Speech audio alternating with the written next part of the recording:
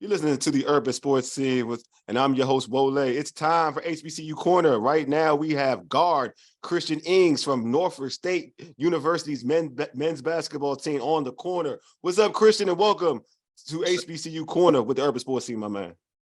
Oh, so how you doing? I'm feeling good. How you feeling? I'm feeling good. So, usually when we start, HBCU Corner, we like talking about homecoming. And I know homecoming just passed for you all. So how was the homecoming vibe, my man? Hey, I can only explain it like even the weather knew what time it was. 80 degrees for the next 3 days. As soon as homecoming ended, we back in hoodies and coats. I know that's right, yeah. Serious, no. Homecoming is a great feeling. It's like I like to equate it to like a family reunion for Norfolk State. Like the older players that's graduated from ranging from 2 years to 5 years, even 10 years ago, come back and they drop gems on us about what they were doing when they were here, how they succeeded, things that they used for their lives that worked for them. And then it's just a great vibe to be embraced by the community, not just with the students that go there now, but the alumni and the faculty that moved on from this illustrious university and came back just because they have that love for Norfolk State. It's a great feeling. I feel like if you come to Norfolk State, you gotta go to homecoming. Okay. Yeah. Now my sister-in-law went to Norfolk State. She raves about it. Rocking out here. I love it. All right, so I see that you from Philly, man. I like going to Philly, man. I'm gonna ask you because I ain't gonna even try to put my opinion on you. What's the best Philly cheesesteak spot? I mean, I feel like you can't go wrong with the right Poppy store cheesesteak. You can't go wrong with. I'm doing an interview right now. I got it is, man. But yeah, I feel like you can't go wrong with the right Poppy store. You going for that big ticket cheesesteak? I feel like Ishkabibbles on South Street is a great place. You say, my man said Ishkabibbles. You already got me. Once you say Ishkabibbles, that's my spot. You already look, man, it's wild because I went to the University of Maryland. I used to show my boy. He's from Philly, so I used to ask him like, "What's the best, cheesesteak spot?" And I went to like Pat's and Geno's, and he was like, "Bro, you going to the wrong spot." He's like, "That's the tourist spot. That ain't real." He's like, "You gotta go to Ishkabibbles." Whole different cheesesteak you got.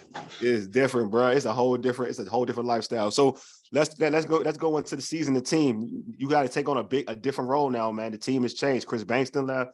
Joe Bryan left. They're no longer with the team. Like, how has your role changed now since like you're the big dog on the squad right now, bro?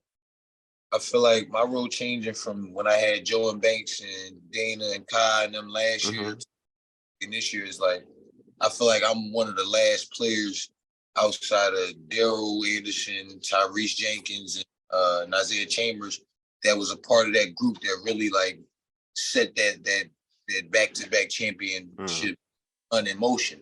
Because I didn't get a part of the first one. I wasn't here yet, but the second one, I was second in the back to back. And it was just a different type of like energy that was carried with the team, a different vibe that we had. It was more of like, it was like, I don't know how to explain it. It was just one of those energies and vibes where it's like, I know he got my back. I don't have to work, I had to question it. I don't ever have to even think like I can go do what I'm supposed to do and I do it to the best of my ability because I know if I make a mistake, my man right there got me. And it was all working together. And then with the mixture of new guys, because we went that team, the first year that team was together, it was like half new, me, Banks, Kai, and all those players were new. And then the other half of the team players was already here. And like when we all got there, we all were trying to prove that we want to win a championship.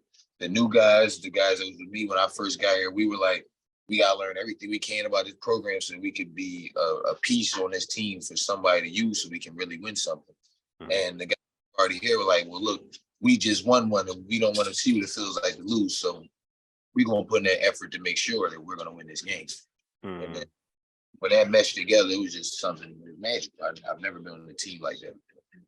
So we spoke about this a little bit, and we're going to talk about actually something else I want to tackle. But we talked about this before we started recording about like, you got hurt last season, tore your ACL. But how is the rehab been? How's the off season been? How has the grind been trying to get yourself back to, your balling capability? I mean, it's been a long grind. Like we was talking about earlier, I haven't played in like 9 to 10 months. But over those 9 to 10 months, I've been grinding almost every day. Mm-hmm. But like with the conversations I've had with a lot of people, they've all told me the same type of information. They say you got to work hard, you got to be consistent. But if you do these things and you give it the best of your ability, you can really see a lot of growth. And I've been trying every day to just make sure that my body is in the place it needs to be able to take on the load of this season. We all are competitors, especially you play ball, you play ball and you play ball at a high level. Last year, you all went down to Howard in the MEAC championship game. Do you feel that if you was playing in that game, the story would be a little bit different? I mean, I can't say that the story would be I can say the story would be different if I played because but I can't say which way it would have went or which way it would. As a competitor, personally, I feel like if I played, we'd have won a lot more games. But I mean, I don't know. It could have went either way. I just feel like we lost every accident. Yeah, I got you. Respect. So, so speaking back on your role, do you embrace being a leader on the squad now? Do you embrace it? Yeah, I feel like the conversations me and Coach Jones have, we talk a lot. He talks about how the point guard has to be a leader no matter what, whether you were a captain of the team or you're just new to the team. If you're a point guard, you had to be able to lead on the floor because you're an extension of the coach. So ever since I've been here working with Coach Jones, we've been working on me becoming a better leader, more vocal leader, talkative to my teammates, explaining things, helping them get through their things. So I feel like me personally, I'm really liking this leader role. I'm really trying to embrace it and make the most out of it. Hopefully bring home a ring with it. Just from this short time talking to you, I don't think it's gonna be a problem. I feel like you got that down. Your personality, I think people will follow your personality. Speaking of Coach Jones, man, he's been one of the best coaches in the MEAC, to be one of the best coaches of all college basketball. Forget just the MEACs. What does his mentorship mean to you? Oh, it means the world to me. Like I've been in other programs and talked to some of my friends that are other schools, and the stories that we've shared between each other, me and a couple of my teammates. It's like Jones isn't like most of these coaches. I haven't met too many coaches like Jones in college. I met a lot of them back in high school where it wasn't so much like politics and things on it. But Jones is one of those guys. He's going to tell you what it is, cut and dry. If you shoulder to cry on, he'll be there. But he always going to tell you what you need to hear. And he keep it thorough. I know that's not a real word I can say here. No, what's a real word? It's a real word here. He keeps it thorough though. He's just one of those old heads. It's like when you see him around, even if he's not like a part of what you're doing in your life, you want him a part of what you're doing in life because he's a wise old head. He gives you a lot of wisdom. He drops a lot of gems on you every day. One of my favorite gems that he dropped is everyone's a legend, they own mine. True. Thanks. A lot because I be wondering like, wrong with people, why do they act this way? And that's a great statement because he thinks he's a legend inside his head. So when I carry that with me a lot, like a lot of people are thinking that they legends in their head all day long. As you get older, it gets worse. As you get older, it definitely gets worse. So speaking like your motivations coming into the season, what is like your biggest? I'll say this as your squad. You've been around the team. Is what happened last season to end your season motivating you all to do something special this year? Yeah, I feel like me personally, what happened last season, I watched it from the sideline. And it hit hard because when I'm watching it from the sideline, the whole time I was thinking, like, yes, if I could get in the game, I could save it right now. Just give me the game. But I knew I couldn't. So that's driving forces. We talk about it a lot in the locker room and in practice. Like, yo, you think we want to go out the same we did last time? Some seconds between the game. I'm like, okay. So we understand that. But me personally, I feel like the driving force this year is I feel like people don't think we still got it. Like they're putting us ranked number 2. And I understand we lost in the chips, so that's where number 2 is. But I don't care about none of that. That has nothing to do with nothing. We are Norfolk State University, and that's just what it is. And if y'all know, go do your research, go do your homework on Norfolk State University, and then y'all know who we are. It's that simple. See, that's why. Go ahead. Keep going. Like places just, I feel like it's a little slight of what we do, because what we do is not replicated too much around college basketball. So like y'all just pushing us to the side because we ain't got Joe and Banks no more, and it's okay. We got something. See what you just said is that's what leaders say. You get what I'm saying? That's what you just stated. That's what leaders say. All right. So other than yourself, obviously you're motivated. You're coming off a knee injury. You know what I mean? You have a lot of like things in the mind. It's like, you know what, I'm trying to get mine. But what other than yourself, what player out there on your squad should folks keep an eye on? Players to keep an eye on, we got a lot. Mm-hmm. Nice team. Okay, so we go top to bottom. Players we keep your eye on. We got to start my man 6'10" Tyrell Bladen from Rider University. He's a problem. Very, very strong in the paint. Very mobile. Can shoot the ball. Can dribble. Can pass. He's basically got it all. He just has to learn the system that we in, and then he'll be able to flourish. I promise. After that, we got my man Alan Beatran from Rider. He came Rider too. We from Philly. Me and him been playing against each other since high school. That's dope. So most people, he went to the rival high school. So most people like, look, I don't know how y'all got together. Y'all supposed to be trying to kill each other every time y'all see each other. Alan Beatran is focused. I haven't seen too many people so focused about trying to everything he's on, everything he does, from almost to what he eats, how much he sleeps, is trying to win a championship. Who else we got?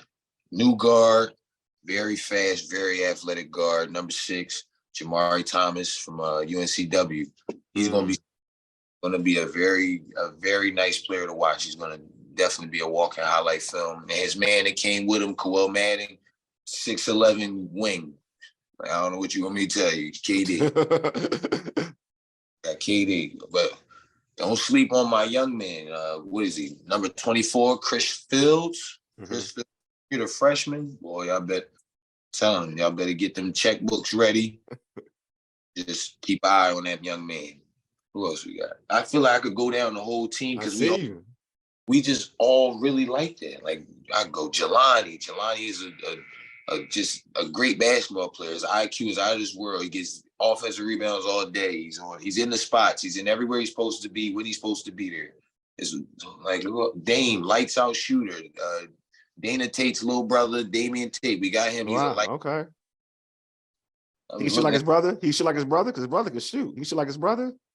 He can shoot that thing. I don't know if he can shoot like his brother. They're gonna have to shoot it. Okay, because in that tournament, in that championship game, like the championship game, he was lights out. Dana was lights out in the MEAC championship game. Dana was carrying us to start that. Well, we got, how y'all know Daryl Anderson, lights out, 6'6", and get around, plays defense, high energy. Tyrese Jenkins, number 5, also 6'6". They like twins, lights out, can put on the floor, high IQ, can dribble. Isaiah Chambers, athletic big. He's gonna hold the paint down. I think y'all go in there. I gotta go in there and see my man. Nah, he's not going. Got Jack coming in. Jack Doumbia, just a super athletic defender who can really score that mid-range game. His mid-range game is crazy. I know they keep saying the mid-range game is a little sleep. He got it. You better lock him in. The mid-range game is very important, bro. Don't let anybody tell you different. This whole space of the floor is just dead. Like, what are you talking about? I shoot floaters. Nah, it keeps you more versatile. Like you can score if you score you can score the rock from multiple places. You're more versatile. If you get to a spot and nobody's gonna play you like that, that's two. If you were an assassin, that's 2 easy buckets right there. Every time. Every point. Yeah, I'm saying you just can't always try to leak out for the 3. That what I mean. That's still in the end of the day, still a harder shot. So it is what it is. So, like, to wrap this interview up, man, this has been dope. Is there anything you'd like to add, Max? This has been a good interview, man. Hey, Mom. Hey, Christian, man. Thanks for being on, bro. I appreciate you, my man. Thank you. Thank you for having me. All right, man.